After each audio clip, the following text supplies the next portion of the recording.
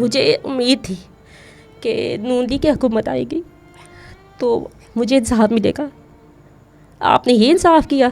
जिस दिन मेरे घर में खाने की चीज़ें ज़्यादा हो या फ्रिज में, तो मेरी छोटी बच्ची वो खुश हो जाती है।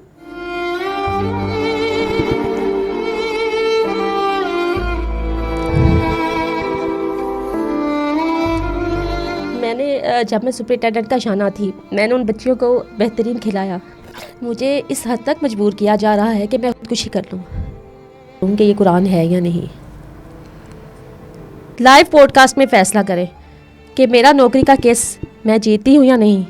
10 मिनट में नौकरी का केस मेरा 10 मिनट में हल होने वाला केस है। वसीयत लिखकर दे दी है कि अगर मुझे मार दिया जाए, मेरे शोहर को मार दिया गया, तो मेरे बच्चों को पाक फ़ौज की तहवील में दे दिया जाए।